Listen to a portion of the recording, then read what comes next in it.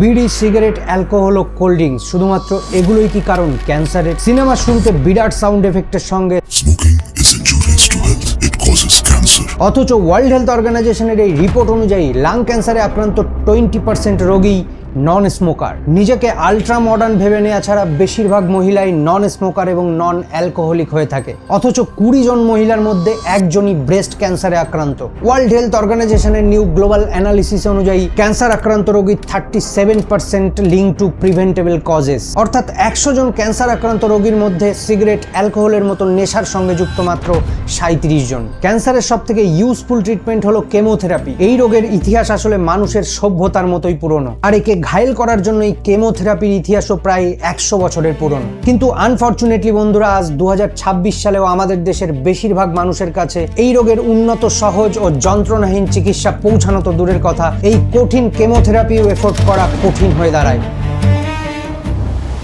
এই কাহিনীটি আসলে সাধারণ মিডল ক্লাস পরিবারের একটি মেয়ে শ্যারনের। আমেরিকার নিউ জার্সিতে তার শৈশব ছিল আর 5টা বাচ্চার মতো সুস্থ এবং স্বাভাবিক। পরিবারের সঙ্গে মজা, আড্ডা এবং বন্ধুদের সঙ্গে খেলা করেই তার দিন কাটতো। স্কুল শিক্ষিকা হওয়ার স্বপ্ন নিয়েই বেড়ে উঠছিল মেয়েটি। Had dreams of becoming an elementary school teacher when I was a kid, worked hard through college, graduated with a master's in ed, and 2004 সাল যখন তার 22 বছর বয়স, হঠাৎ জীবনের স্বাভাবিকতা থমকে গেল একটা খবরে। সে জানতে পারলো সে স্টেজ 4 মেলানোমা ক্যান্সারে আক্রান্ত। আর এই কাহিনীটি বন্ধুরা সম্পূর্ণ একটি সত্য ঘটনার উপর ভিত্তি করে। কিন্তু এটা শুধু শ্যারন বেলভিনের নয়, ভারতবর্ষের হাজারো লাখো পরিবারের এই একই কাহিনী। আর্থিকভাবে সচ্ছল বা ধনী ব্যক্তিদের গরিব হয়ে যাওয়া এবং গরিবদের ভগবান ও সময়ের ওপর নিজের জীবনকে ছেড়ে দেওয়ার মধ্যে দিয়েই এই কাহিনীর সমাপ্তি ঘটে। এখন প্রশ্ন হলো, লাস্ট পরিণতি কি হলো এই শ্যারন বেলভিনের? ট্র্যাডিশনাল কেমোথেরাপি নাকি অন্য কোনো উন্নত ট্রিটমেন্ট? সিগারেট, অ্যালকোহল তো ডেফিনেটলি দুটো গুরুত্বপূর্ণ কারণ ক্যান্সারের পেছনে, কিন্তু এছাড়াও আরো অনেকগুলো কারণ এক্সিস্ট করে। আর কি এই কারণ? লাইফস্টাইলের ঠিক কোন জায়গায় কি পরিবর্তন করলে আপনিও নিজের ক্যান্সারের রিস্ক অনেক কমিয়ে আনতে পারেন? ট্র্যাডিশনাল কেমোথেরাপি ছাড়া আর কি উন্নত চিকিৎসা রয়েছে এই মারণ রোগের বিরুদ্ধে? আর সব থেকে বড় প্রশ্ন হলো, কি এই ক্যান্সার, কিভাবে কাজ করে এটি আমাদের শরীরে? চলুন ডিটেলস আলোচনা করা যাক আজকের এই ভিডিওর মাধ্যমে।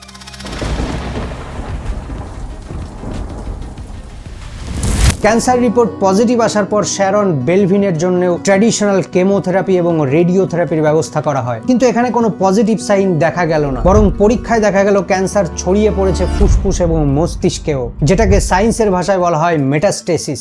শ্যারন সাংঘাতিক ভেঙে পড়ে, ডাক্তাররাও আশা ছেড়ে দেয়। আর ঠিক এইরকম সময় ডক্টর জেমস পি অ্যালিসনের একটি ক্লিনিক্যাল ট্রায়ালে অংশ নেয় শ্যারন, এবং অদ্ভুত একটি রেজাল্ট চোখে পড়ে। কয়েকটা ট্রিটমেন্ট নেওয়ার পর থেকে শ্যারন সুস্থ হতে শুরু করে, শরীরের ম্যালিগন্যান্ট টিউমারগুলো ছোট হতে শুরু করে এবং একসময় সম্পূর্ণ সুস্থ হয়ে ওঠে। এখন শ্যারনের 2 সন্তান, পরিবার নিয়ে বেশ সুখেই জীবন কাটছে তার। কিন্তু প্রশ্ন হলো, কি ছিল ওই ক্লিনিক্যাল ট্রায়ালে? ডক্টর জেমস পি অ্যালিসনের ওই ক্লিনিক্যাল ট্রায়াল ছিল আসলে ইমিউনোথেরাপির ওপর, যার জন্য 2018 সালে তাকে নোবেল প্রাইজ দেওয়া হয়। এই ইমিউনোথেরাপি কিভাবে কাজ করে তা বুঝতে গেলে আগে ক্যান্সার কিভাবে কাজ করে তা বুঝতে হবে। আসলে প্রত্যেক দিন আমাদের বডিতে বিলিয়নস অফ সেলস মারা যেতে থাকে এবং বিলিয়নস অফ সেলস তৈরি হতে থাকে। স্পেসিফিকলি বলতে গেলে 330 বিলিয়ন সেলস, অর্থাৎ আমাদের টোটাল নাম্বার অফ সেলসের প্রায় 1% প্রত্যেক দিন রিপ্লেস হতে থাকে। ঠিক যেন ফিলোসফি অফ গ্রিকের শিপ অফ থিসিয়াসের মতো, যেখানে একটা জাহাজের পুরনো কাঠ পাল্টাতে পাল্টাতে সব কাঠই নতুন হয়ে যায়। আর ঠিক তখনই প্রশ্ন ওঠে, সেই পুরনো জাহাজটাই কি আছে, নাকি জাহাজটা রিব্র্যান্ডিং হয়ে গেছে? এবার আপনি আপনার বডির সঙ্গে এই বিষয়টিকে তুলনা করে নিজের মতামত কমেন্ট বক্সে জানাতে পারেন। বডির এই সেল রিপ্লেসমেন্ট, অর্থাৎ পুরনো কোষ ফেলে দিয়ে নতুন কোষ তৈরি করা, অর্থাৎ সেল ডিভিশন। কিন্তু প্রশ্ন হলো, এই সেল ডিভিশন নিয়ন্ত্রণ করে কে? এটার কন্ট্রোল থাকে আসলে আমাদের কোষের জিনের ওপর। জিনই কোষকে নির্দেশ দেয় যে কখন বিভাজিত হতে হবে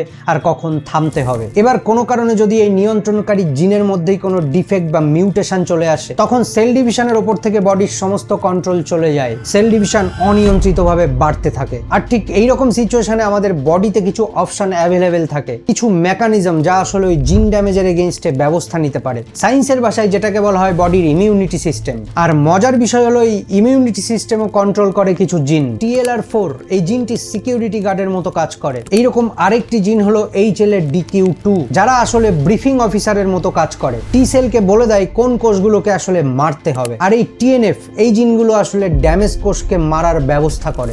ব্রিফলি ব্যাপারটাকে বলতে গেলে আসলে আমাদের সেল ডিভিশনে কোনো গড়বড় ঘটলে আমাদের বডিতেই রয়েছে সিকিউরিটি জিন, রয়েছে ইনস্ট্রাক্টর জিন এবং অ্যাক্টিভেটর জিন। কিন্তু এবার ভেবে দেখুন তো, যদি এই নিয়ন্ত্রণকারী জিনগুলোরই কোনো ড্যামেজ ঘটে যায়, তখন আসলে বডি সেল ডিভিশন হয়ে পড়ে সম্পূর্ণ আনকন্ট্রোলড। আর এই জগা খিচুড়ি সিচুয়েশনকেই আসলে চিকিৎসা বিজ্ঞানের ভাষায় বলা হয় ক্যান্সার। ট্র্যাডিশনাল কেমোথেরাপি আসলে বাইরে থেকে দেওয়া এক ধরনের কেমিক্যাল বা ড্রাগ, যা অন্ধের মতো ক্যান্সার কোষের সঙ্গে সঙ্গে শরীরের সুস্থ কোষগুলোকেও মেরে ফেলতে থাকে, যার কারণে আমাদের বডির ইমিউনিটি সিস্টেম তাদেরকে চিনতে পারে না। অনেকটা চোখে ঠুলি পরিয়ে রাখার মতো বিষয়। আর এই ইমিউনোথেরাপি স্রেপ এই ঠুলিটাকে সরিয়ে দেয়, ফলে আমাদের শরীরের নিজস্ব ডিফেন্স সিস্টেম সক্রিয় হয়ে ওঠে এবং বেছে বেছে শুধুমাত্র ক্যান্সার কোষগুলোকেই ধ্বংস করতে শুরু করে। কিন্তু দুঃখের বিষয়, ক্যান্সারের সঙ্গে বিজ্ঞানের এই লড়াইয়ে ইমিউনোথেরাপি একটা নতুন পথ মাত্র। It's a rapidly evolving field of medicine. আর বিজ্ঞান তো বিজ্ঞানের পথে এগোবেই। কিন্তু আপনি কি করতে পারেন আপনার নিজের ক্যান্সারের ঝুঁকি কমানোর জন্য?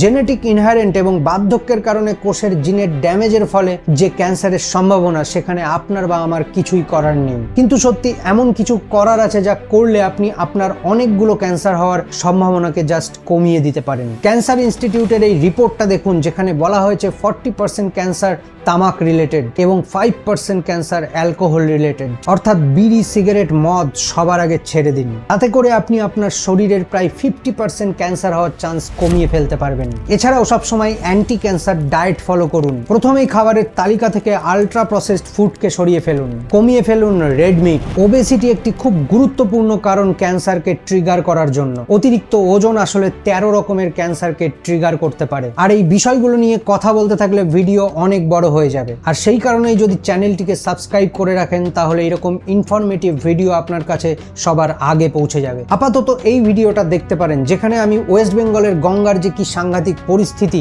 তা নিয়ে ডিটেলস আলোচনা করেছি। আসলে আমরা যে গঙ্গাকে মা বলে ডাকি, সেই গঙ্গা মায়ের যে কি পরিস্থিতি তা শুনলে আপনি জাস্ট অবাক হয়ে যাবেন। আর আজকের ভিডিও কতটা ইনফরমেটিভ লেগেছে তা কমেন্ট বক্সে জানাবেন। সম্পূর্ণ ভিডিওটি দেখবার জন্য আপনাকে অনেক অনেক ধন্যবাদ।